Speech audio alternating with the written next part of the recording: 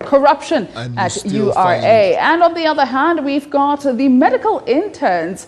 The story is quite evolving, if I should say. Yeah, I've spoken to their leader and the professor of medicine on the big talk, but we have a story around the situation. Is it a situation or a situationship? It's a situation concerning East Africa as well. Okay, so between government and the interns, there is an entanglement. There's no entanglement with the headlines. Certainly not. The headlines tonight. So the money is here, which they had gotten from the client. Corruption at the tax body. I thought maybe it is a friendly gift because these taxpayers gave us a friendly gift. URA official in a bribery scandal linked to a $60,000 bribe. I was talking to an investor who is a taxpayer. I even thanked him for helping small taxpayers. At that time, I didn't even imagine. The unresolved impasse between government and medical interns. They delay to report. They are only delaying and postponing their time of completing. Why has it remained a recurring issue? Government is shooting itself on the foot. It is a policy failure. It's a policy contradiction. A century in prison. Would find them spending more than 100 years in prison. 2 sentenced for murder of a border cyclist. To send a strong message to the offenders then and now. He is prepared to return the money. Because there was a fence and you could not even take us into the land or to tour around the land. We stopped at the fence. The Amos Nze NSSF standoff. Nze vows not to vacate the controversial Temangalo land. That the fund chose to take legal means. They are insisting on that particular piece. It's not that there's no other land. And finally, the dry spell takes a toll on milk production in Barara, resulting into high prices. We are rejecting more milk that is brought to us due to the quality of milk that we are receiving. This is NBS Live at 9 with Samson Kasumba and Victoria Sibia. Good evening and welcome to NBS Live at 9. We start off with a big corruption story happening in the country. The Uganda Revenue Authority has arrested and publicly presented one of its senior customs officials over allegations that he solicited a $60,000 bribe from a taxpayer. Sozi Jeffrey Kawere, a manager for internal operations in the Customs Department, is accused of attempting to influence an ongoing tax audit involving a private company. Allegations he denies. The Uganda Revenue Authority says the case came to light after a whistleblower alerted the authority to a suspected bribery attempt. And the investigation teams started following them without them knowing. They met at a restaurant, a non-restaurant here in Kampala, I think last Thursday. And in the evening, we're talking like at 9 p.m. approximately. The client was waiting from like 7:30, unknown to the URA staff. They were being trailed. And after money was exchanged, the $60,000, that's when the gentleman was arrested. Were you aware of what was in the package? No. Did you think No. it was food? No, yeah, actually, yes. Yes. Listen, and this is what I told the whatever, the interrogators. I told them that I when I go to restaurants, sometimes you can request for a takeaway, you can request for if you have leftovers, you can request for a take. And I told them that I can assure you this. I thought maybe it is a friendly gift because these taxpayers gave us a friendly gift. The Assistant Commissioner for Public and Corporate Affairs, Robert Kalumba, says the preliminary investigations established that Kawere allegedly approached the taxpayer with an offer to interfere with the audit. An audit that had been done to the taxpayer, and the URA team got in touch. The URA team got in touch with the taxpayer with the help of the clearing agent, and they tried to convince that they can help the taxpayer cut out that audit. The authority says the official allegedly demanded $100,000 initially before the amount was negotiated down to $60,000, equivalent to about 220 million Uganda shillings. So the money is here, which they had gotten from the client. The gentleman is a manager, external operations, customs, but there's also a larger team that is being hunted. As the authority intensifies its internal crackdown on corruption. It is a problem we are fighting. That is number one. It is a problem that the Commissioner General is determined to root out. And so far, like this is a very good example, we're actually having very good successes. If you have to remember very well, there was also another case of 10 million US dollars. Also, the other case. So that's why we're saying that, one, we thank the public in this fight because also they help us with the whistleblowing. But number two, as URA, we are determined to stamp out this problem. The taxman has increasingly placed its own staff under scrutiny, warning that officers who exploit their positions to solicit payments from taxpayers will face disciplinary and criminal action. When we find out that a clearing agent, because we give them the licenses, when we find out that the clearing agent has been involved in corruption cases, we delist them. But we are also having other tougher measures that are coming that we shall introduce to you soon regarding that field.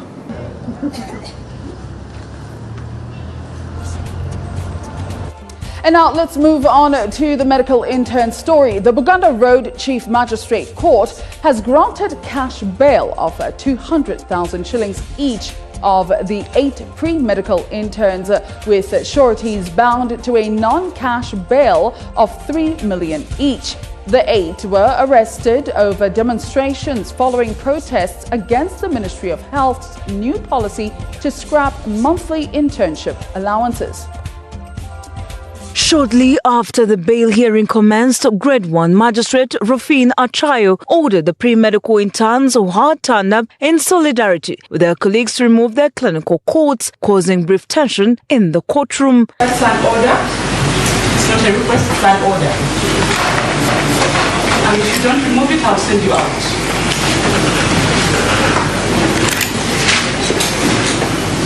The court was thereafter briefly adjourned for an hour over issues related to the uploading of submissions by lawyers to the ECMIS online tool before resuming to determine the fate of the 8 medical interns charged with being a public nuisance after protesting last week along Parliamentary Avenue over their remuneration. The presiding magistrate ruled that the 8 had satisfied the bail requirements, but warned that anyone who engages in similar activities in the near future would risk having their bail cancelled. A cash bail of 200,000 shillings each person, and each of the sureties is bonded to 3 million shillings non-cash. The 8 will now be required to return to court on the 21st of September to continue the hearing of the case. Outside court, the leadership of the Uganda Medical Association and the Federation of Uganda Medical Interns continue to make their stance known and warn that the bail requirements barring the accused from participating in similar activities that led to their arrest is harsh. They will find alternative ways to put their message across. We are saying that we are going to continue involving those that are concerned, those that sit on the round table of decision making. To the cabinet, we are crying out to you to clearly see this cause. A medical intern motivated, irrespective of the background of their study while at university, private versus government. Actually, we need also to continue engaging the government on what we had put aside. And it is very simple, that as interns, before they actually report, they should be supported. Medical professions have challenged the government over the continued impasse surrounding medical interns, warning that the standoff could worsen staffing shortages in Uganda's public hospitals and undermine the country's image among foreign investors. They said medical interns are trained doctors who have completed their studies and obtained the necessary qualifications, making them an essential part of the health workforce. They warn that prolonged disruptions could affect hospital services and raise concerns about Uganda's capacity to sustain an effective healthcare system. Almost every year, government and medical interns clash over the allowances meant to facilitate them during their internship. On several occasions, interns have suspended work to compel government to address their concerns. This time, some have threatened to stay away from hospitals while staging protests, while others have announced that they will not report for internship. The disagreement has now become a recurring cycle, raising questions about why government has failed to find a lasting solution. The Shadow Minister of Health, Dr. Timothy Batua, blames the Ministry of Health leadership for failing to provide a clear plan to facilitate the interns and keep them serving in hospitals. Disruption ends up disorganizing the entire country, that even when we say that interns are many, those that should be on internship right now are seated. And then the training system is continuing to train and to release qualified medical workers. So they will join these ones, and then we shall have an enormous number that we can't handle. But to me, I think we have been betrayed by our fellow doctors at the Ministry of Health. Whenever they reach the cabinet, they want to say what the other cabinet members want to hear. They don't want to say the truth. Former Uganda Medical Association President Dr. Ekwaro Buku says the situation is deliberate, pointing to a 2021 presidential directive that medical interns should receive an allowance equivalent to half the salary earned by qualified doctors. He says government is now contradicting its own directive. Our history, when there is a problem, people go to the bush. But for us, we are in the intellectual bush to challenge government to come to the table and give a pro-people policy. This is not about interns alone. It is about the patients. Dr. Obuku says government is not prioritizing medical interns, arguing that many officials can afford private health care unlike ordinary Ugandans who depend on public hospitals. All the government officers, top, all the statutory bodies and enterprises of government, they have private health insurance schemes using taxpayers' money, parliament, cabinet, the president. But the same people who have power are saying that intern doctors going to public hospitals to treat the public should pay themselves. That is the policy failure, that is the ideological corruption. That must be fought. Dr. Batua also questions the proposed National Education and Training for Health policy, which would require interns to do their training before graduation. He says the proposal could have serious implications for the health sector. They've gone on to want to reclassify what would be a young professional who is licensed to be a student, that you can do internship before you graduate. Now, which Ugandan will allow a student who has not yet even graduated to handle his health? People went underground. They made the policy without proper consultations. And for the past 4 months, we on record, we have told them this policy cannot work. The reason as why this policy cannot work, we have raised them. Once it is implemented as it was amended, I'm very much sure that this issue will be solved. But the only problem which we have right now is that the community, the stakeholders, were not prepared.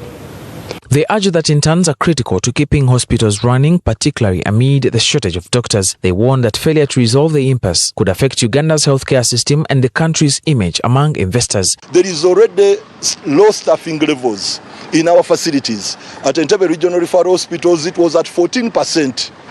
In Mulago, it's around 20. In regional referral hospitals, it hardly goes beyond 25%. So the staffing levels are low, and the workforce that bridges that low staffing level are the interns. Today, in the register of doctors, we have 10,000 doctors and 50 million Ugandans, meaning for every doctor can attend to 5,000 Ugandans. We are not going to be a first world or even a second world country. We shall remain third world because of ideological corruption. They want Parliament to speak firmly on the issue, arguing that interns have effectively become fully-fledged doctors serving in health facilities. What message are you sending to the people whom we have been urging to take sciences? What message are you sending? That you are going to take sciences, become doctors, become engineers, become science teachers, but you don't have jobs for you? The Health Minister, Dr. Chris Baliomonse, however, says interns who have stopped reporting to work will be dismissed. He also says health services have continued to operate since the interns left the hospitals. As we discuss this, let's remember that you and I and everybody watching this is a sinner, meaning at any one time we will fall ill. Let's go to the East African perspective, which has a community, and it has no harmonized policy, the East African community, governing the training, deployment, and remuneration of medical interns across member states. Former IALA legislators are now calling for a regional framework and establishment of an internship fund as Uganda faces growing pressure to pay its medical interns amid concerns over the remuneration disparities across East Africa. The community currently has no harmonized policy governing training, deployment and remuneration of medical interns across member states. Former East African Legislative Assembly legislator James Kakoza says a regional framework is needed to establish common standards on how medical interns are treated, including their welfare and remuneration. The uniform policy, each and every country has its discretion, and especially those on medical. So the government just pays almost all facilities of doctors, of those students who want to qualify in medicine. To address the financial challenges surrounding medical internship in Uganda, former IALA legislator Fred Mukasambide proposes establishing a dedicated internship fund to support the remuneration and welfare of medical interns. Mbide says such a fund would allow the government and other stakeholders to contribute resources towards supporting interns while reducing on the financial burden on the national budget. It's an internship fund that should be generated. We can look for funds for this purpose, and that is for purposes that all medical internship students involved in almost substantial workforce within the medical arena can obtain salaries and remunerations from such a fund. The debate arises from concerns within the Uganda Medical Association that Ugandan medical interns are disadvantaged compared to their counterparts in other East African countries. The association notes that the medical interns in Kenya earn nearly 2 million Uganda shillings a month, while those in Tanzania receive close to 2 million shillings, highlighting significant disparities in intern remuneration across the region. This time around, the terms and conditions are not very clear. The interns are being told to report to their hospitals where they are going to be for 12 months. And actually, there is nothing talked about in terms of consideration. However, Mbide says Uganda's economic capacity must also be considered when determining how much the country can commit to medical intern payments. He argues that government has no other competing priorities that also require funding and cautions against creating a situation where every group demands financial support the government may not be able to provide. The degree and extent of development of the country itself, of course, amounts for the kind of absorption capacity and the payment ability by government. Our economy cannot be in position to do that, but we can now diversify. The World Health Organization generally does recommend a baseline ratio of 1 doctor to 1,000 people, or 10 doctors per 10,000 population as a standard threshold for adequate basic health care access. Let's get into Uganda, the doctor ratios here, as far as East Africa is concerned. Now that's Uganda here. And Uganda, 1 doctor to what? To 25,000. See why you need to do your exercise so you don't find yourself inside this ratio. 1 to 25,000. In Kenya, it is 1 doctor supposed to be treating on average about 17,000 patients. Yet the recommended ratio is 1 to 1,000. See why I do my exercise? I don't want to be in this situation, Chef. Let's go to Tanzania. That is 1 doctor to between 20 to 33,000. Oh, somebody is beyond where we are. Not very good news, that. Now, Rwanda faces critical shortages, particularly in specialized medical care, though exact broad primary ratios remain heavily constrained. That is Rwanda right there. Then brain drain. Many qualified medical professionals migrate abroad or to urban private sectors for higher pay. Understandably, there are not too many people who want to work for little or no pay apart from Jesus Christ, and he's not in the medical field.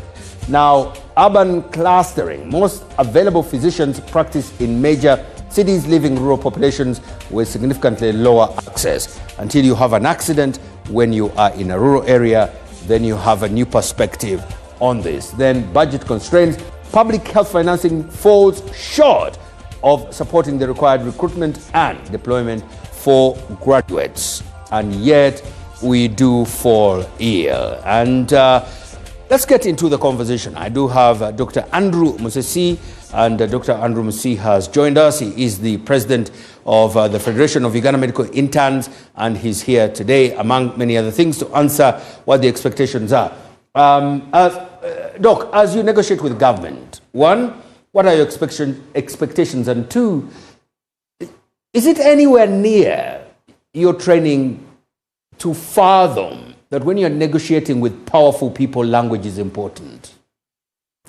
Thank you very much, Samson Kasumba. First of all, my name is Dr. Lutaya Musi Andrew, the President, Federation of Uganda Medical Interns.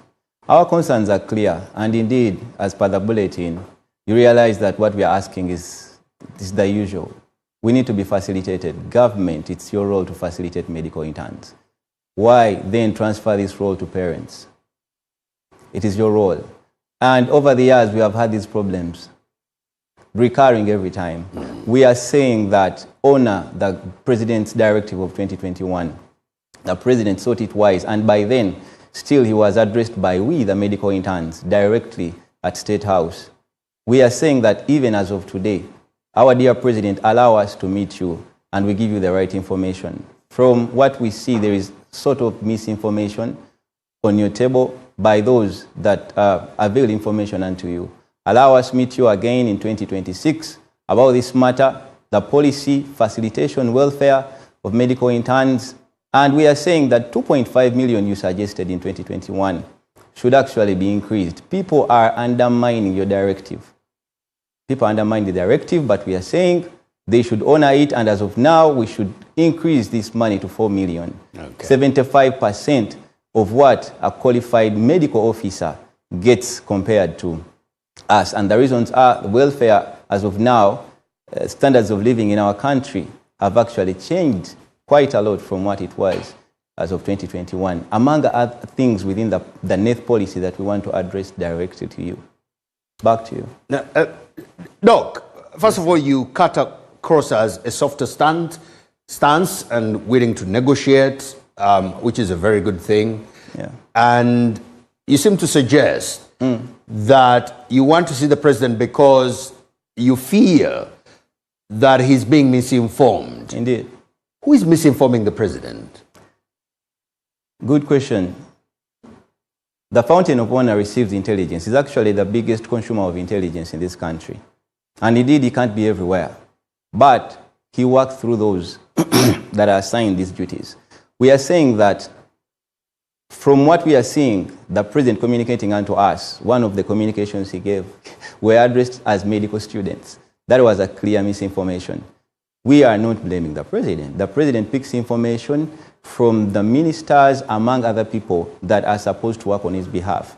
That is why, based even on the advice that the Minister of Health, Dr. Chris Baliomusi, while we were with him on 31st July, suggested that actually you should meet the president by yourselves, so that you address these matters directly to him. Do you feel that there are people in the ministry misinforming the president?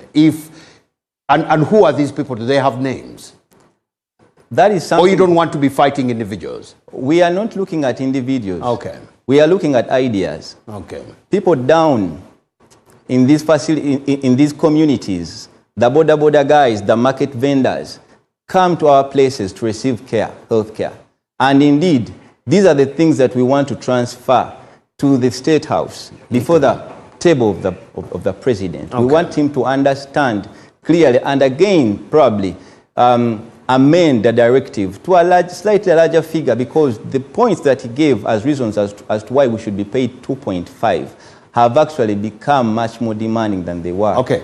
Finally, I'd like to ask, and I think the viewers need to join in this. This has persisted from one generation of interns to the other. Quite sad. What should be the final solution? Is it this meeting with the president or other powerful individuals, that names of which you might know? Indeed, These problems have been recurring over time.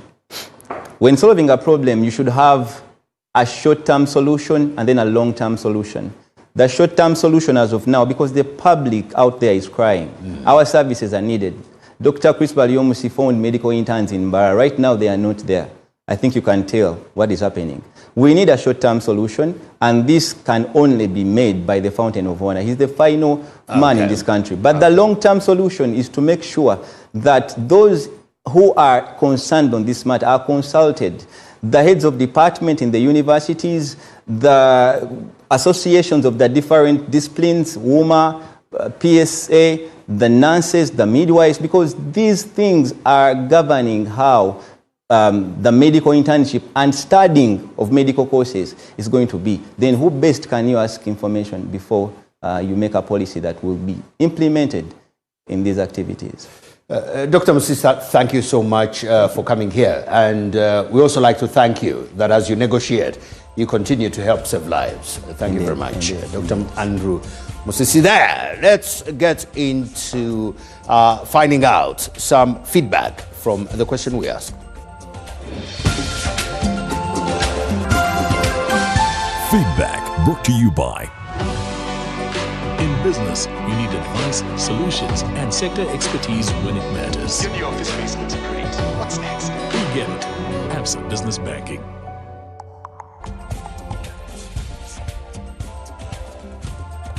Getting into feedback, how best can the government resolve the unending impasse with medical interns, also known as Ugandans, treating other Ugandans? Jeff, by reducing the number of MPs, and use the salaries to pay interns. Interns are more valuable than members of parliament. I'm just reading this. It's not me saying it. Okay?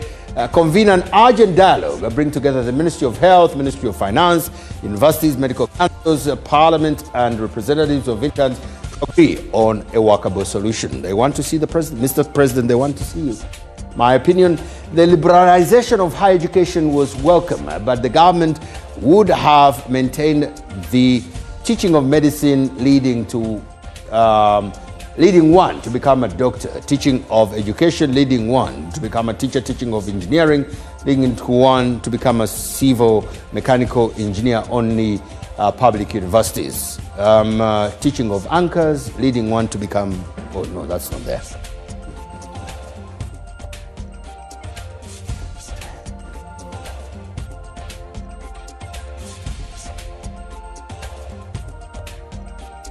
City tycoon Amos Nze has told the Parliamentary Committee on Commissions, Statutory Authorities and State Enterprises COSASE that he will not, NOT capital, hand over the contested 55 acres of land in Temangala to the National Social Security Fund. Appearing before the committee through his lawyer, Peter Kabatsi, Nze said he is not willing to refund in SSF the money paid for the 55 acres. He argued that plot 12, which is being claimed, houses his home and farm, and that if NSSF insists on taking it, the fund should instead buy his entire remaining 110 acres in the area at current market value. Some demand. Officials from the National Social Security Fund, Uganda Clays Limited, contractors of the National Social Security Fund, Temangalo Housing Project, and lawyers representing City Tycoon Amos Nze appeared before the Parliamentary Committee on Commissions, Statutory Authorities and State Enterprises to respond to queries raised in the Auditor General's report for the financial year 2024-2025. So you are getting surprised that you are hearing 55. Now it is 55. The first witness was Nze, who appeared through his lawyer Peter Kabatsi. Kabatsi told the committee, chaired by Muada Nkunyenje, that the 55 acres NSSF is demanding is not known to his client. According to him, the actual piece of land under contention is 45 acres. And so he told me, look, I can return the money of the 45 acres, he told me. I don't know how it has become 55 all of a sudden. On the land that he had given us to look at the survey that was done, only 10 acres were found to be suitable, which then would have netted 45. But we've not been transferred those 10 acres to the fund as yet. But I was told that 45 acres. He maintained that Plot 12, which is being claimed, houses Nzei's home and farm. He added that if NSSF insists on taking it, then the fund should buy his entire remaining 110 acres in the area at current market value. NSSF buys the entire land because it still has 110 or 108 acres. Yeah. Then they will buy that land and he gets out of Temangalo. I would like to understand whether he was coerced to enter into this agreement. 18 years down the road, and he's still adamant about giving out the land that he was paid. We should just go to the court and seek for the eviction order. The meeting turned tense when the committee observed that the only access road to the Temangalo housing project sits on the contested land owned by Nzei. In a separate matter, the committee interfaced with officials from Uganda Clays Limited, which received 20 billion shillings loan from NSSF. MPs were shocked to learn that part of the security Uganda Clays was supposed to hand over to NSSF for the loan is still being used as collateral for another loan the company secured from Housing Finance Bank. Now let's stay with Kosase. The chairperson of the Parliamentary Committee on Commissions, Statutory Authorities and State Enterprises, Mwadan Kunyenji, has constituted a 4-member subcommittee to conduct an in-depth review of the delayed completion of the NSSF pension towers in Nakasero. Kunyenji said the subcommittee's report will guide Kosase when it interfaces with NSSF officials and contractors over audit queries raised in the Auditor General's report for financial year 2024-25. MPs expressed concern that the pension towers, which were meant to take 3 years from 2019, have now taken 7 years and are still not complete. So we want to learn, first of all, why the project has dragged on. Why the project has dragged on. When did you start construction as China? Honorable, the real construction work started February of 2019. February 2019. We were given how many years? The original contract is for 3 years. 3 years. Now you are in how many years? So right now we are counting 7 years. And when do you plan to finish it? We're planning to complete it in the 31st of January of 2027. And those will be how many years? That is about 7 years. About 7 years. Yes. I think I'm going to put on hold this matter. I want to appoint a smaller team, ad hoc team, committee. Okay, let me have Secretary Batua, Martin, and Olibonaki. Dr. Batua, you lead that team. Study extensively this pension tower project. More to come, brought to you by Global Paint! How? For the seating. For us, we use Global Mat. Global Paint, a reliable product. Access unsecured loans of up to 500 million Uganda shillings plus 6 months of free banking. Ko NCBA Bank. Chigwa kuwerere. Visit any NCBA Bank branch today and unlock the momentum your business deserves. NCBA Bank. Go for it.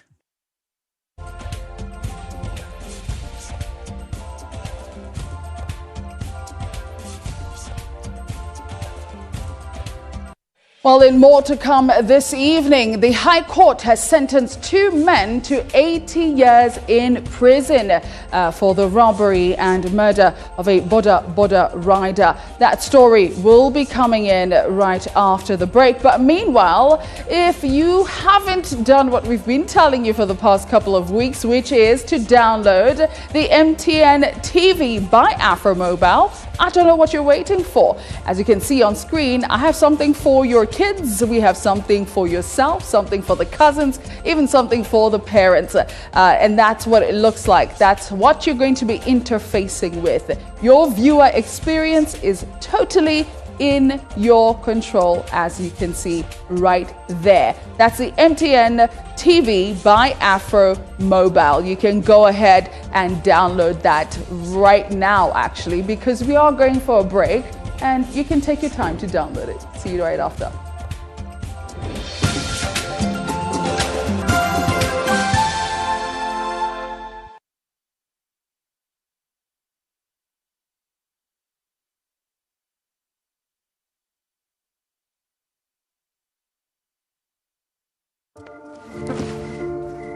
Before the medal, before the success, there are mornings no one sees. Days you carry alone. Days the doors won't stay open. Days you need more than you have. Fighting for something bigger than yourself. In those moments, it is the people that show up for us. A hand, a loan, a door that stays open. A silent push to get you moving again.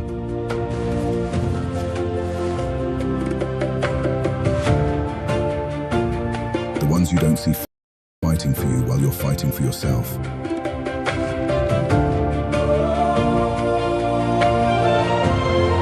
That's what it means to have someone on your side. I&M Bank, on your side.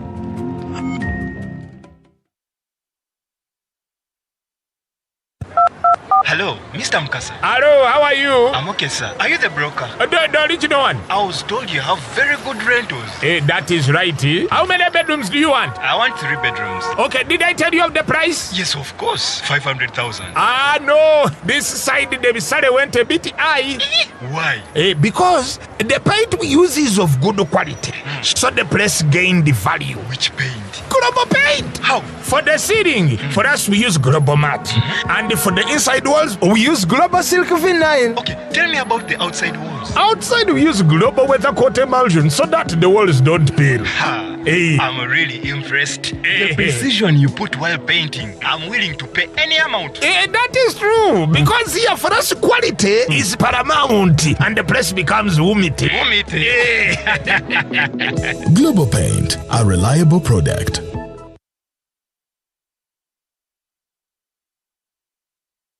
Uganda is moving forward. And at the heart of that movement is the most extensive fiber network in East Africa, with more than 15,000 kilometers of fiber and over 5,000 telecom mast sites. Soliton Telmec is the backbone that enables Uganda's telecom and digital infrastructure, connecting government services, businesses, homes, universities, hospitals, banks, villages, and telecom masts. We don't just build networks.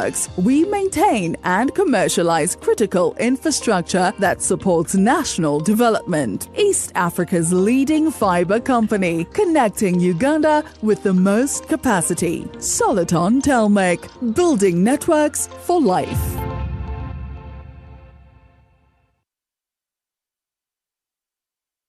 Why pay for someone else's repairs?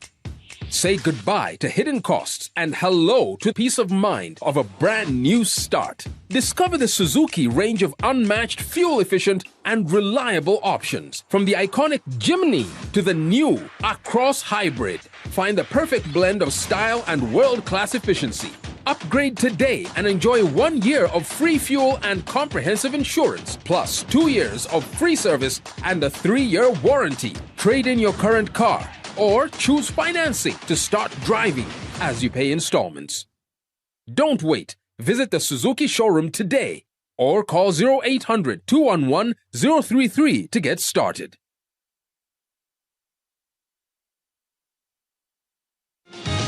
Malayuni Pride Bank. It is so easy. You just have to maintain a minimum monthly balance of 100K and we'll give you health insurance for free.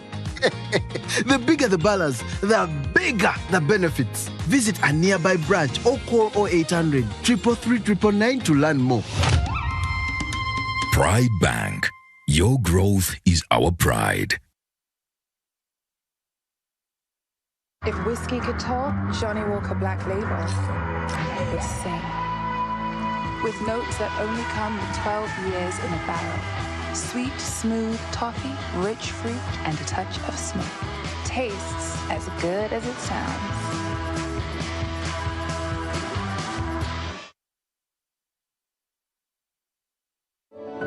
My name is Bernadette Nambikaruhanga. I'm the director of the National Curriculum Development Center. I'm inviting you all to the second International Curriculum Conference that is due to take place on the 20th and 21st of August 2026 at Speak Resort Mnyonyo. And we shall be discussing matters related to a globalized future in as far as curriculum is concerned.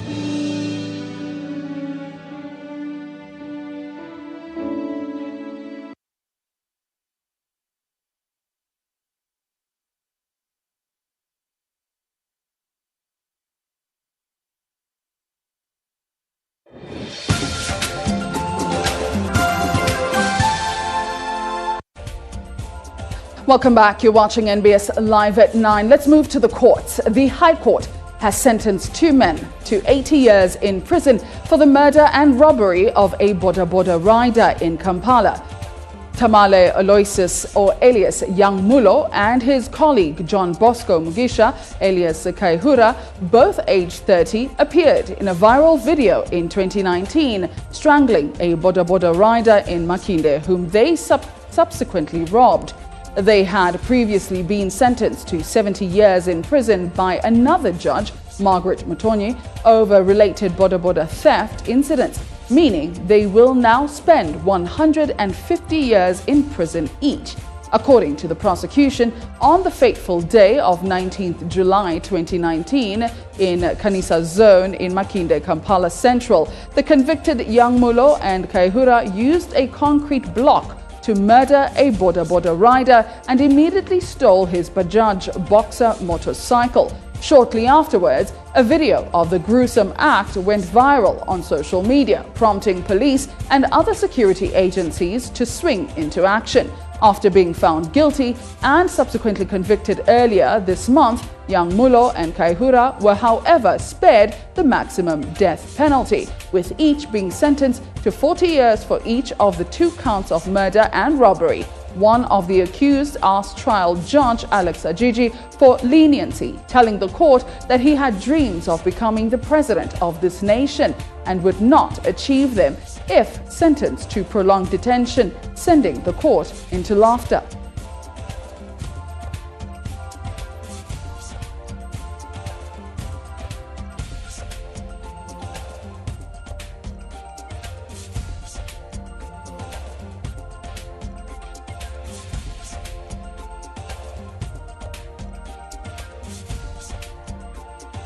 And now to the actual head of state, President Yoweri Museveni. There is a looming scandal over the Presidential Education Scholarship for Acholi sub-region, following a pledge that was made during the campaign. When the list was finally made public, it included ghost names and selling off slots, with the office of the RDC and GISO on spot for the selection of people who are not from the region.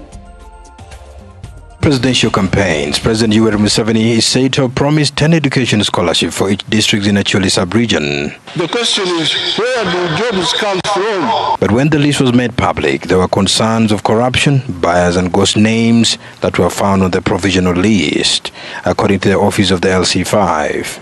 And some of them use the advantage to put their own people, because I'm hearing from other districts, there are other students who are picked from Kampala. The name of the beneficiary is Kamukama Masi. Kamukama Masi, the father is in Liantonde district. It's not from Paibon. MPs and policy analysts are now concerned about the selection criteria.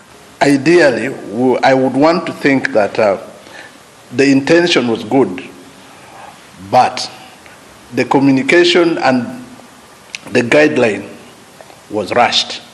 the best procedures that we told the minister, that first let the beneficiaries start by acquiring the letter from the LC1. It's only the LC1 that knows exactly who comes from where. Actually, Sub-Region RDC Whip Ospono Cheng says they have not seen any official communication over the list, and there's a lot of misinformation out there. There is still no scholarship because the minister intends to write a reminder with the list of students because new academic year has already started. So it is his formula of work. Former Member of Parliament and governing expert Leandro Komakech says the scholarship has been highly politicized and is not being handled out of merit, calling for an audit of the list. Those who have been given the responsibilities to handle decided to politicize this scholarship. It is like magnetizing the scholarship process, to the extent that if you don't scratch my back, I don't scratch yours. If you never supported me during the campaign, I will never support you. Now that is not good.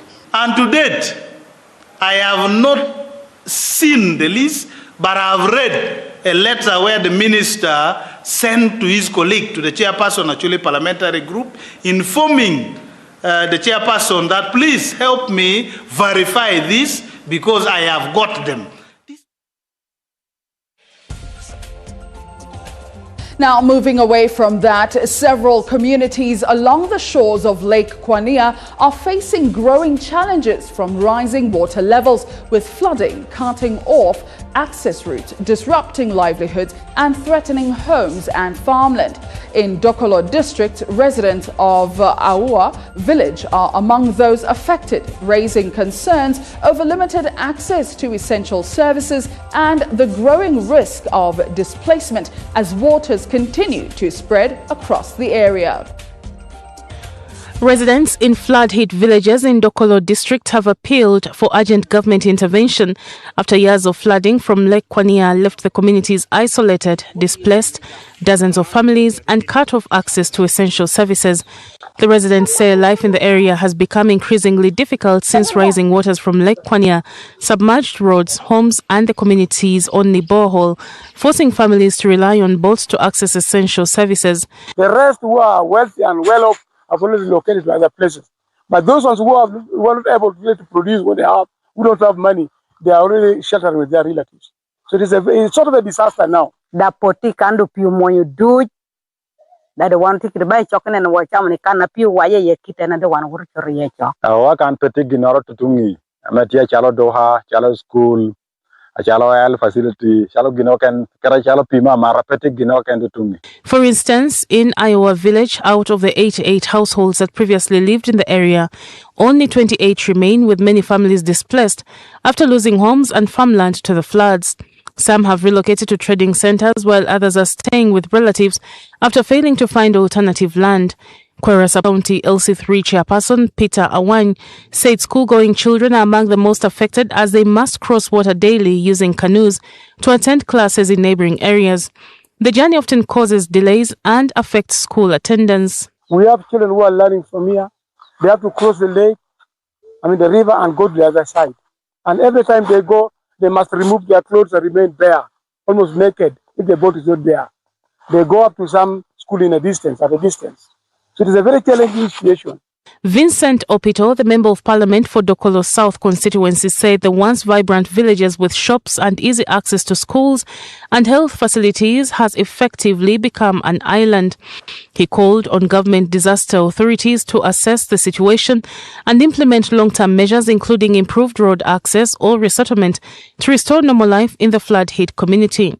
In the eastern part of Uganda, like Bududa, government took obligation to buy land, 2 acres, to settle those people. So that would be the best remedy to create a permanent solution. Because this water has come to stay. It's not going back tomorrow. Iowa is counted among several communities along the shores of Lake Kwania that are increasingly bearing the brunt of rising water levels, with flooding disrupting homes, livelihoods and access to essential services. A 9 billion shilling staff housing project at Gulu Regional Referral Hospital is once again under Scrutiny, if you would say, after the contractor failed to complete the 54-unit housing complex more than a decade after the construction began. Now, the State House Anti-Corruption Unit is investigating the project with the Ministry of Health, and that is now waiting for the finding to determine who should be held accountable. What was meant to be a solution to Gulu Regional Referral Hospital's long-standing accommodation crisis has instead become a decade-long symbol of delayed government infrastructure.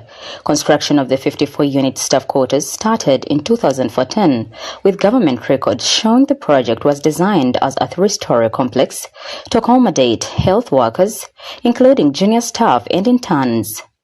But more than 10 years later, the project remains incomplete. About 6 billion shillings has reportedly been injected into the works against an estimated total project cost of 9 billion shillings. 6 billion is gone, and to do what? Because you cannot continue with this one. They have to put some of it down. Those from works, housing, whatever. Really, this is the highest impunity that. And most of our structures in the Ministry of Health, they have been abandoned. The minister says accountability will follow once the investigations are concluded. She has also questioned the supervision of ministry projects, arguing that engineers and other responsible officials should have ensured that the contractor delivered work according to the plan. A building cannot reach up to this extent. All those people are not. So when the president said we're sleeping on job, then I was sleeping on job here. The project has also attracted concerns over workmanship. This is a construction that started so many years ago, and 2014, and up to now it's not complete. What exactly is that 6 billion shillings spent? But you see, you look at this building and ask yourself that, where is the problem? The concerns come after years of funding and revised timelines. Government records previously placed the project's original cost at about 6.2 billion shillings before the project cost rose to about 8.1 billion shillings, with the project still incomplete. A 2024 parliamentary assessment also found that about 3 billion shillings was still required to complete the project. So it's important that the construction company that has been procured centrally is held accountable. This is a project that has taken so much money. I'm even told every year they are demanding 3 billion, 1 billion and all that. How long will this take?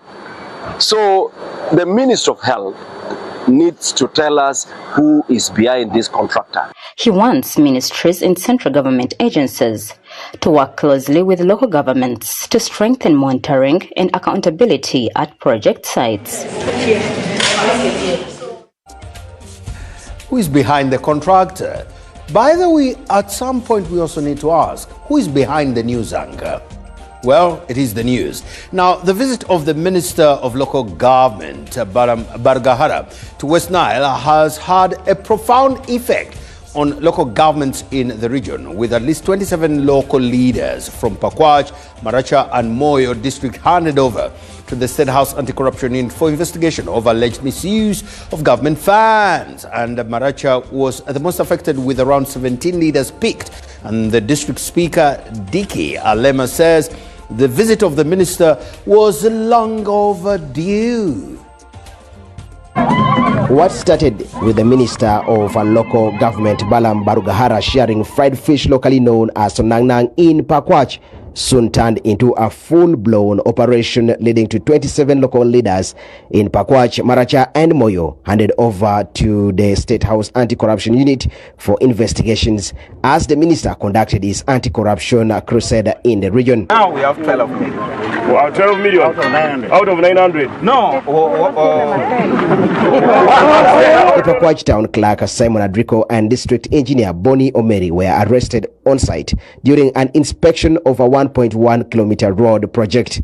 In Maracha, the District Education Officer, Chief Finance Officer, District Health Officer, Human Resource Officer and the Secretary to the District Service Commission were all bundled on the waiting police vehicle for alleged mismanagement and poor accountability of government resources. So for me, whether it is rudimentally, whether the arrest getting people on camera. Whether that doesn't matter. For what I always want is actually government should protect Balam. It has exposed a lot of systemic rot. Haddad Salim, a renowned lawyer and political analyst in West Nile, says the pragmatic approach has worked, but it also has exposed that the system was not functioning. When we take a pragmatic approach, it means that the system has failed. How long is the minister going to move from one place to another? The common reasoning in West Nile is that the Balam approach should become a system so that it can stay in place long after the minister is gone.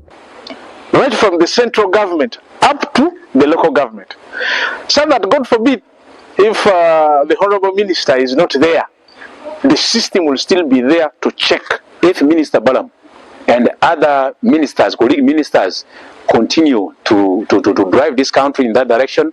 There will be total cleanup, and the people of this country will begin to get the best services desired. The assistant RDC of Maracha District, Collins Dramani, says the impact of Minister Balam's visit has had a profound effect, especially on government programs. I strongly believe there are more arrests which are going to happen.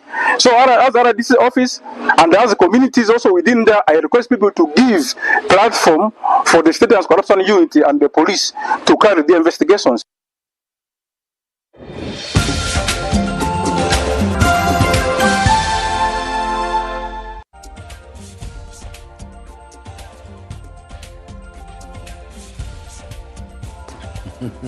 Let's get into Shosho Spotlight. President Yoweri Museveni and his Bazukuru, Ugandans, especially the Bazukuru, greetings. I want to use this occasion to thank God that has protected and enabled Uganda to address its numerous problems. I thank God for the blessing of the NRM for the last 6 years plus, starting with its precursors. Now God has blessed me with one of my grandchildren, Ruhamia, joining the big family of UPDF, having graduated with his colleague, Bachira from Sandhurst recently. Congratulations to Ruhamia and congratulations to Bachira. Young Ugandans, Army service gives you good foundation. I congratulate the parents of the two young officers, President Yoweri Museveni. I wish I also had sons. I don't, only daughters. Human rights, Antonio Gutierrez. Human rights are not west or east, north or south. They are not a luxury. They are not negotiable. They are foundations of a more peaceful and secure world. By the way, I think watching MTN TV is another human right. And you have a human right to scan the QR code and get yourself on the right that we should not negotiate about, of you choosing what, I don't want to get in the middle of your human right. You have a human right to scan this QR code. Use that human right. Don't even negotiate about it. Your wife or your husband cannot stop you scanning this. Tell them that it is your human right to watch MTN TV, powered by Afro Mobile. It is also your right, human right, to go to a break.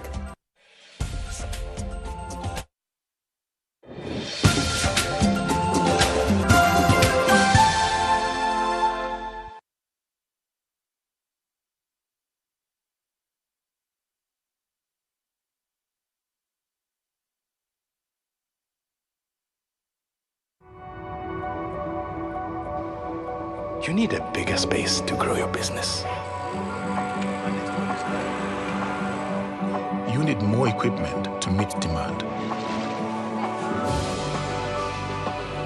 You need to make sure everyone gets paid on time. In business, you need advice, solutions, and sector expertise when it matters. Your new office space looks great. What's next? We get it. Have some business banking.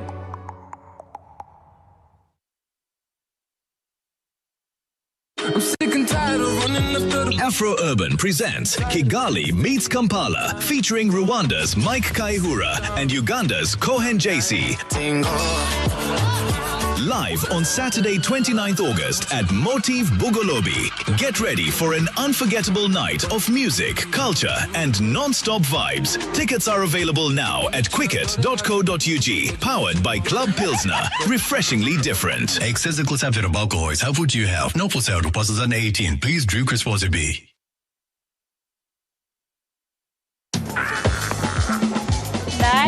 You wanna make tasty food and say you wanna do that dancing still Cantaling one no ya night Sika de buto one night Nailo afro ya Sika de buto one night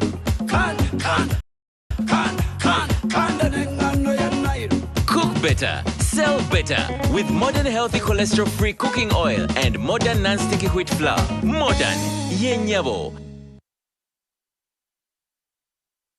Everybody come alive, that's the light. Burn it up. On the light, don't stop. Sorry, marathon to the world right now. Everybody come alive. On the light at the 5th edition of the Tescalite Montessori Marathon, August 22nd, Kasese. Register for 5, 10, 21 or 42 kilometers at 60k. Tescalite. On the light. Open one. You'll know.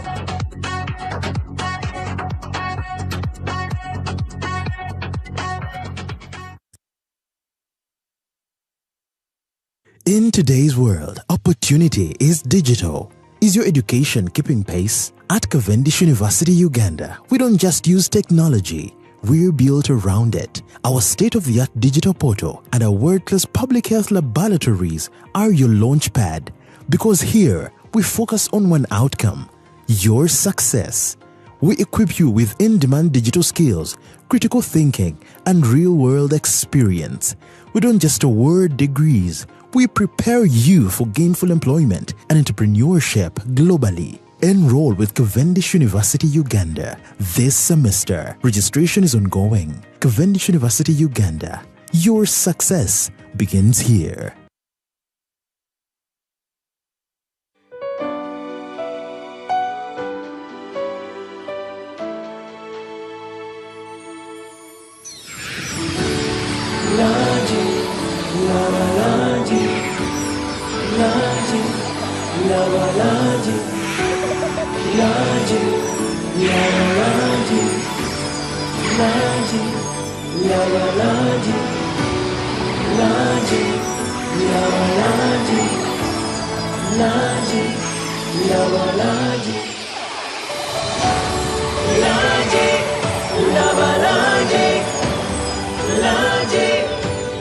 Color your words.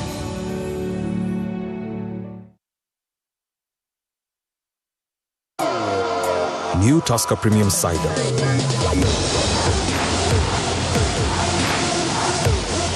Crisp, delicious apples crushed and blended to create a unique taste explosion. Uganda, are you ready for the biggest honey show in Africa? This August, Tunado welcomes the world to the 4th Africa Apimondia Symposium and Exhibition featuring honey show, apiculture, learning sessions, and business networking opportunities under the theme Beekeeping for Business and Livelihoods. Come join apiculture leaders, researchers, processors, investors, and food systems practitioners from across Africa and beyond. Come and be part of this historic gathering from the 25th to the 28th of August 2026 at Hotel Africana, Kampala. The 4th Africa Apimondia Symposium and Honey Show is organized by Tunado in partnership with Come, Network, Learn, Grow.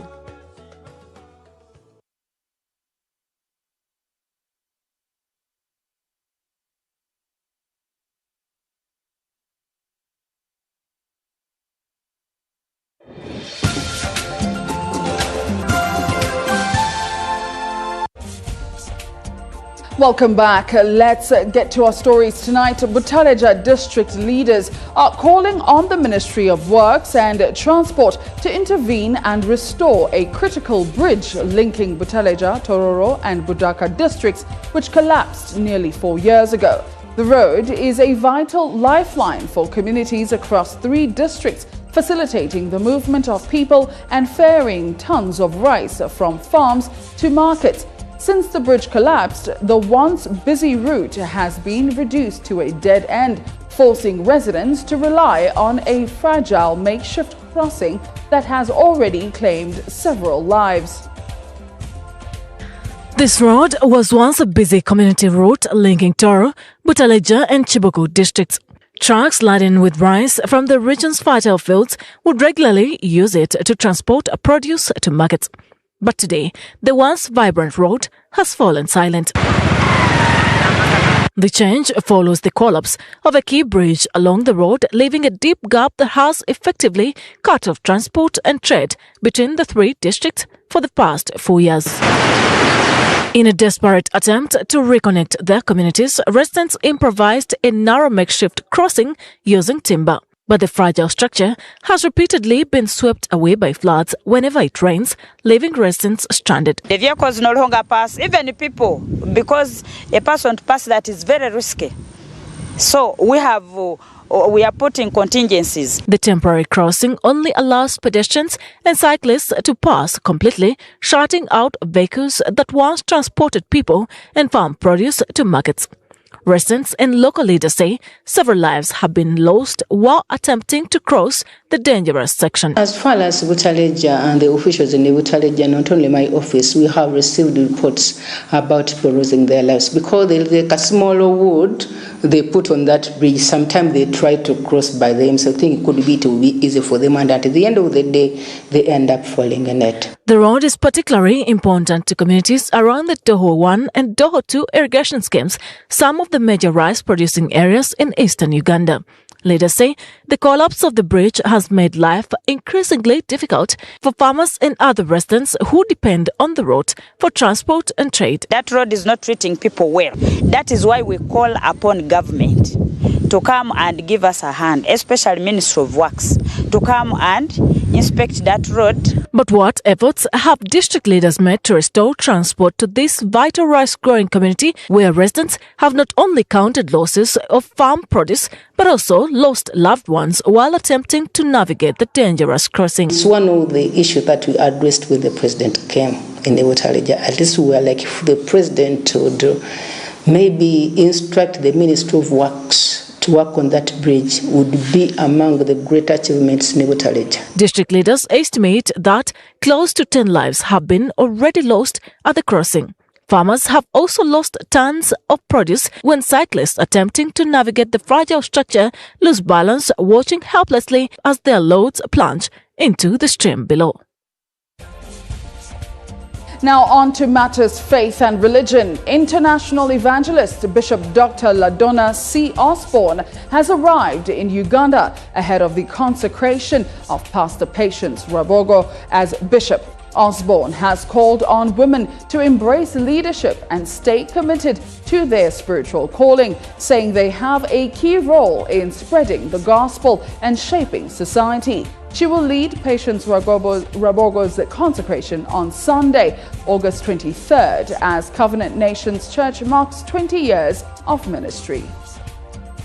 New chapter in Uganda's Christian leadership is taking shape with international evangelist Bishop Dr. Ladonna C. Osborne in the country to witness the consecration of Pastor Patience Rabogo into the episcopal office. Osborne, who leads Osborne Ministries International, arrived at Entebbe International Airport this afternoon ahead of a week of activities that will culminate in the consecration on Sunday. Understand that when God does something, there are moments in time that his events take place.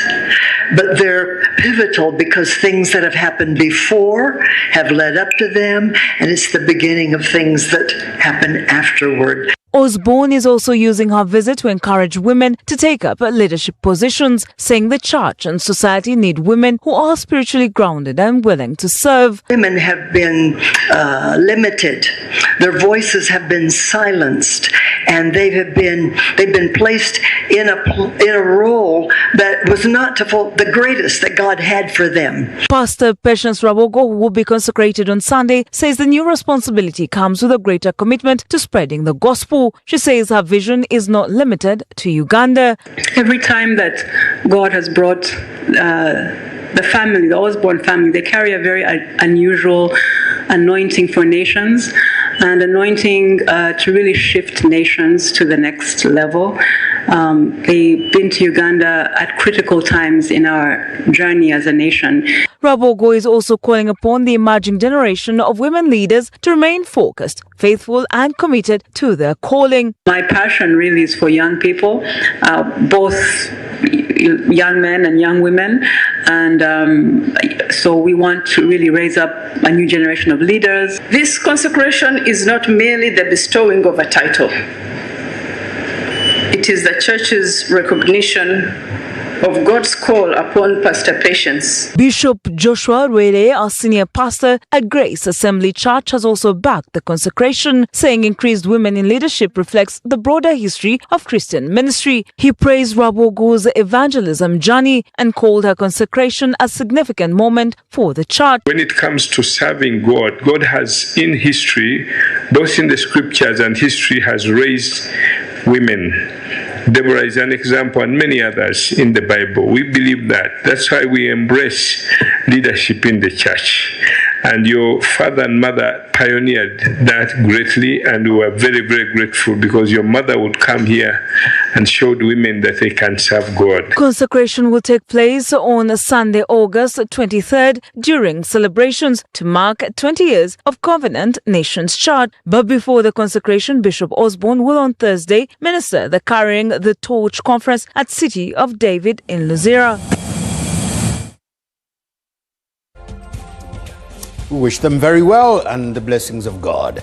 Now, the cultural leader of the Owenengo Bugwe in Busia District, His Royal Highness Robert Obara, has asked the government to lift the ban on gold royalties and allocate a share of revenue collected at Busia Customs to support development in the district. He made the appeal during the visit by NRM National Treasurer Ambassador Barbara Nekesa Oundo to the Owenengo Bugwe headquarters in Busumba village in Busia District.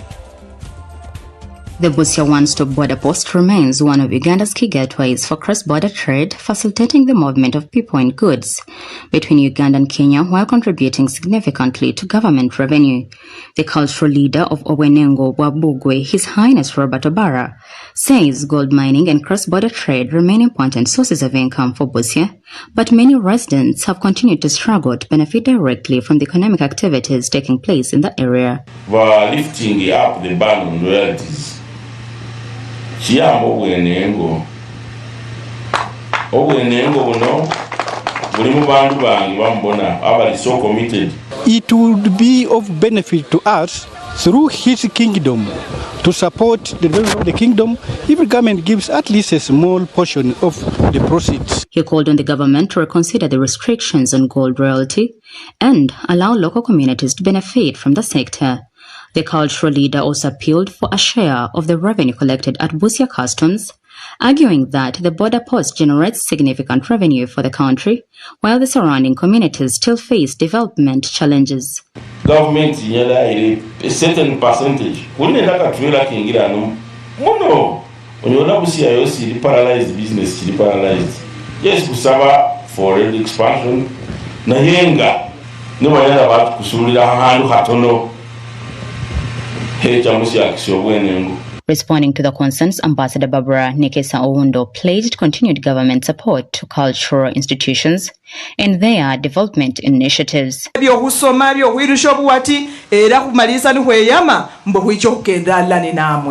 the visit, Nekesa donated cash towards the Kingdom's Education Fund and also provided cattle to support farming and income-generating activities within the kingdom.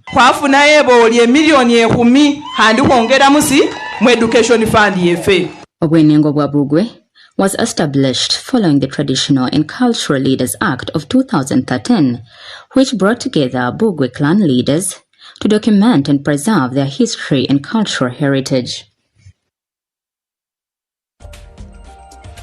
Interesting. Members of the People's Front for Freedom, PFF, have launched a weekly prayers for retired Colonel Dr. Kizza Kifefe Besigye and other political prisoners addressing the media in Kampala.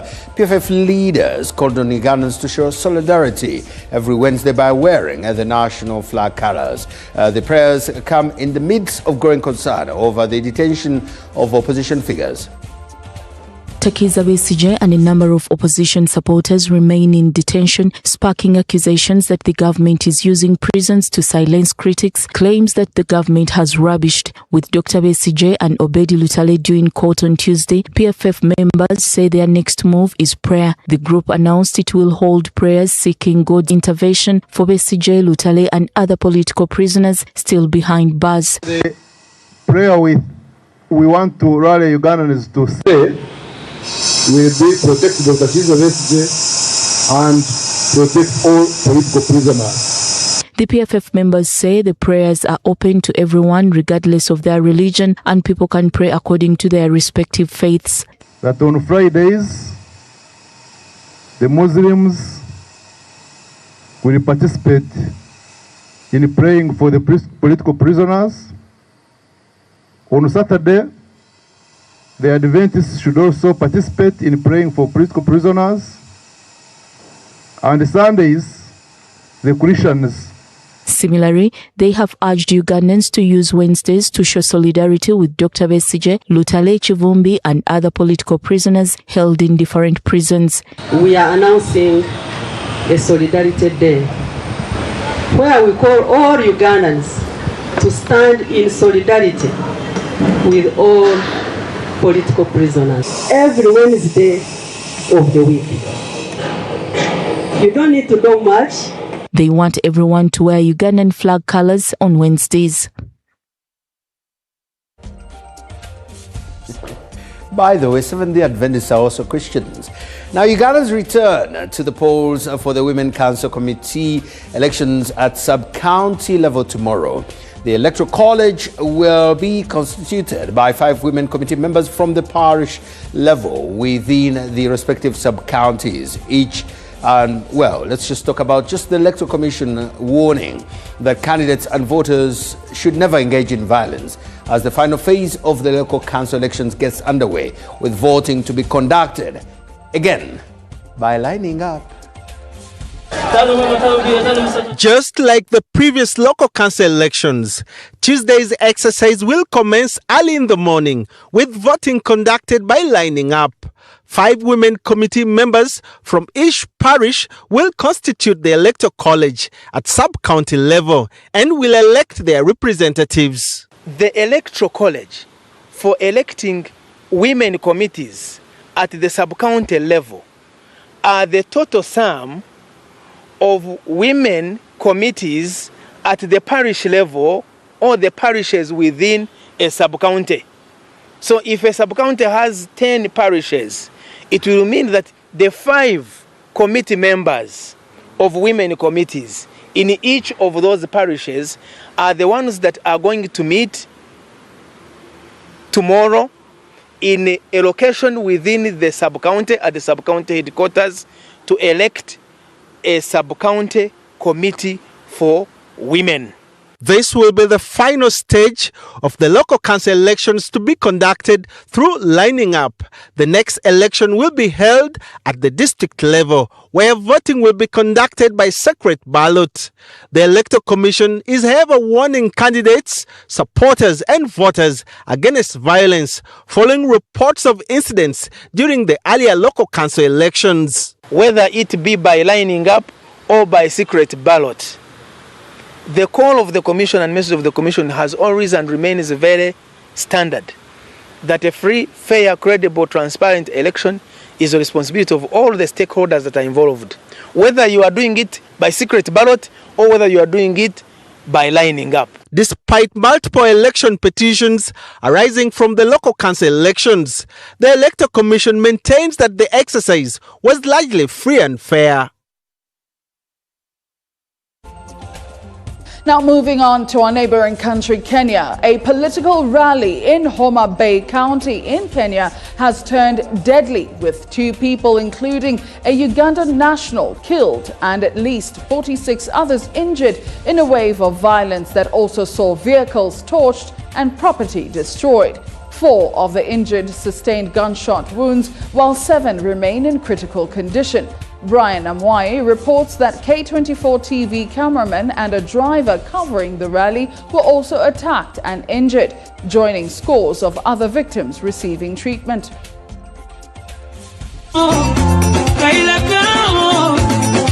It was meant to be a peaceful political rally in Homa Bay County to popularize the Linda Mwananchi faction taking on the region that formerly was Raila Odinga's staff and now a battleground for his political party ODM and the ODM renegades aligning to Linda Mwananchi.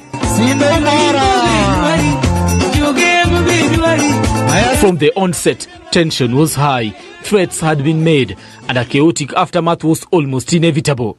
Armed groups were witnessed barricading the Homa Bay Mbita Road from Lala to Junction Kodoyo in an attempt to stop the Linda Mwananchi team from accessing Homa Bay town.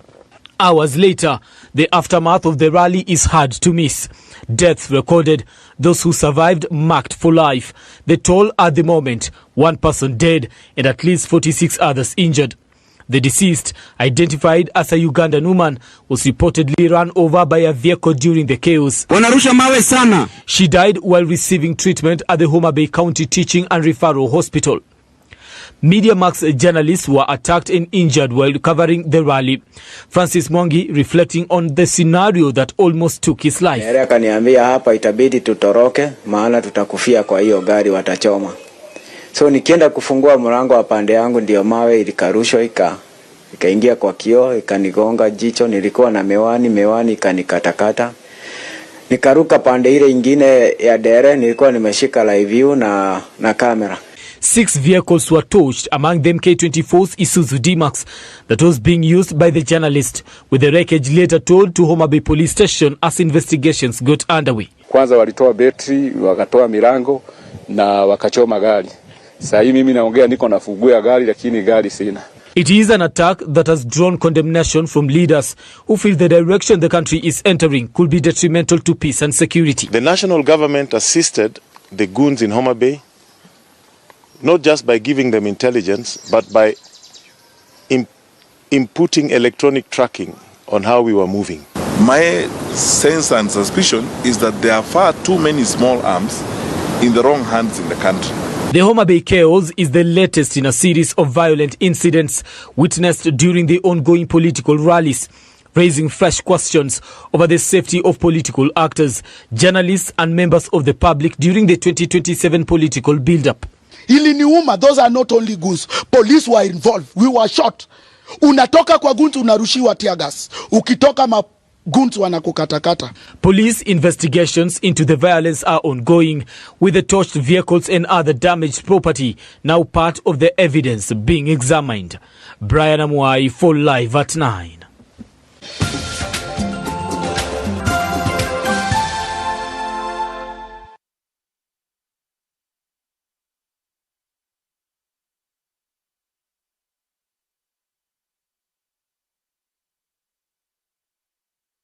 Every business begins with belief. The belief that tomorrow can be bigger than today. But waiting to be paid should never hold ambition back. With NCBA Working Capital Solutions, unpaid invoices become opportunity.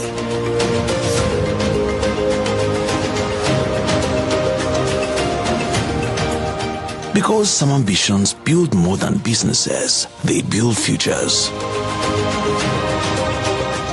At NCBA, we bank on belief, empowering ambition with tailored financial solutions built around your business. Whatever your next move, we are here to help you grow. Access unsecured loans of up to 500 million Uganda shillings plus 6 months of free banking. Kwa NCBA Bank, Chigwa Kuwerere. Visit any NCBA Bank branch today and unlock the momentum your business deserves. NCBA Bank. Go for it.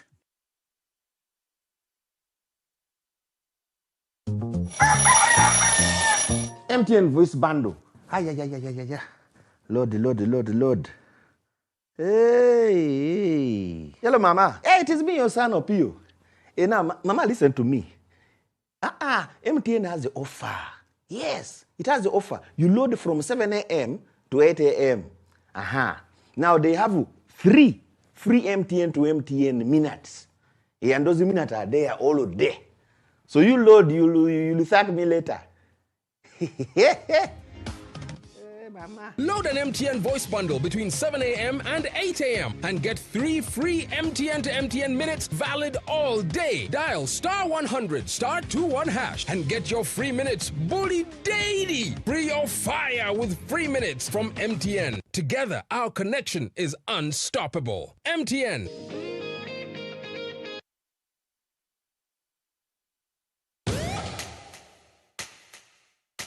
We don't need anyone's permission to move forward. What we need is the power to do it our way. Spiro is not your typical EV company. It's the power grid for African ambition. A network that connects Nairobi to Kigali, Lagos to Lome, Dar to Kampala. Not with cables and wires, but with clean, quiet, relentless movement. This is Africa, powered by us. Experience the ultimate in bathing luxury with Lanzo Luxury Bathing Soap. Choose from a variety of refreshing types, including menthol, antibacterial, ice cool, blueberry, coconut, and raspberry. Each one promises an upper-world, refreshing feel that redefines your experience with bathing. Lanzo Luxury Bathing Soap, the ultimate refreshing feel. Distributed by Chopper General Enterprises, located at shop number 3, Rafik Building, Chikoba, Kampala. You can find Lanzo Luxury Bathing Soap in shops and supermarkets nearby. Ready to invest at the Kabaliga Petro Best Industrial Park? Booking your site visit is simple. Step 1. Visit kip.unok.com and click Create Account. Enter your company details and your authorized representative's information, then submit. Your login credentials will be sent to your email. Step 2. Return to the portal and sign in. Step 3. Click Book Site Visit. Select your zone, describe your business and land requirements, then submit your request. You will receive a confirmation with your schedule shared by 29th July 2026. Don't get stuck. Our team is with you every step of the way. Book by 30th July 2026. Site visits commence by 11th to 25th of August. For support, contact support.kip@unok.com today. Invest in KIP. Invest in Uganda. Kabaliga Petro Best Industrial Park, a project by the Ugandan National Oil Company, UNOC.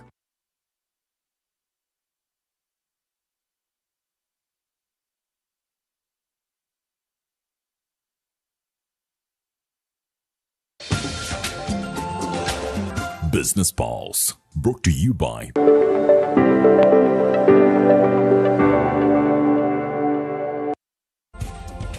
Let's get to business. A prolonged dry spell across western Uganda has triggered a severe milk shortage in Mbarara city, driving farm gate and retail prices up from 1,200 shillings to as high as 2,500 shillings per litre over recent weeks. Dr. Moses Amanyire, the Mbarara City Production Officer, confirmed that livestock farmers within the city and neighbouring supply districts are registering a sharp decline in daily milk output. The long dry spell, coupled with other factors like disease such as anthrax, with some districts experiencing quarantine and individualism in agriculture, explain the low production and supply of milk in the city of milk and honey. Currently, dairies and collection centers are forced to close as early as 6 p.m, with operations starting after 10 a.m. from the usual 6 or 7 a.m. We get less supply, so it is consumed a bit early and we have to close early than usual. A litre of milk now costs 2,500, up from 1,200 and 900 shillings farm gate respectively. If we get less sales, we get less money to pay our farmers who supply us milk. Production is reducing at the time when the population is also growing. A litre goes right now between 2,000 and 2,500. To me, I think the production officer, the drop from over 20,000 litres to about 5,000 in Bara City alone is due to severe shortages of pasture, feeds and water for livestock, forcing herds to travel longer distances for basic sustenance. Like if you right now go along Iwanda Road, there are farms that have just been turned into estates. What does this mean? Reduction of farm activity or farming activities. Lakeside Dairy Quality Manager Mark Wamala highlights that long dry periods have degraded overall milk quality, causing lower density and dilution, putting eco strain on dairies, collection centers and processing plants. We are rejecting more milk that is brought to us due to the quality of milk that we are receiving. So that tends to reduce on the production that we tend to have on a normal season. Wamala further revealed that factory intake has dropped significantly. So when we are supposed to be producing, maybe receiving 200,000 litres per day, now we are receiving 120,000 litres or 100,000 litres per day. Dr. Amanyire warns that without urgent interventions to improve feed storage and water harvesting infrastructure, milk production will continue to suffer throughout the dry season, urging farmers to adopt modern climate-smart livestock management practices to mitigate similar seasonal shocks in the future. We must encourage our farmers adopt some those technologies we are talking about, right from the production technologies to the climate-smart kind of farming technologies. The Forum for Democratic Change Vice Chairperson for the Western Region, Robert Centenary, has called on the government to reduce mobile money taxes introduced recently. He says small businesses and ordinary Ugandans are bearing the brunt and is urging government to cut excise duty on withdrawals and reverse the 2026 decision to keep the rates unchanged. In the 2018-2019 financial year, the government introduced a 1% excise duty on mobile money withdrawals. Though the rate was later reduced to 0.5% in 2021, traders and users continue to protest that the tax, coupled with service fees, makes mobile money expensive. Addressing the media at the party headquarters in Najanankumbi, FDC Vice Chairperson for Western Region, Robert Centenary, has called on the government to end the double taxation of mobile money. Centenary said the rising cost of doing business has pushed many Ugandans to avoid mobile money transactions to evade taxes, leaving agents with less business. Mobile money is not a profit-making business. It is actually a facilitator service to the people of Uganda. Over 150,000 mobile money agents, most of them women and young people, are losing income as transaction volumes fall and Ugandans revert to cash to avoid the unnecessary taxes that government has imposed on this good service. Centenary adds that government should instead tax telecom companies' profits and reduce the burden on ordinary citizens. The banks, even when they have infrastructure, when you go to an ATM machine to withdraw money, you'll spend between 1,000 to 1,800 as charges. So why would a mobile money transaction that does not have that infrastructure costs be more expensive than a bank which has a teller, it has a guard, it has a building it's renting? Nambozo Miriam, a mobile money agent in Najanankumbi, says most of her customers have run away due to those high taxes. She says that some assume they are being cheated by mobile money agents. Because we are losing most of the customers because of the taxes. They come complaining about the taxes, knowing that we are the one charging them. So it has affected our mobile money business. Today, withdrawing shillings 1 million via mobile money costs about 16,630 compared to shillings 3,000 at a bank counter or ATM.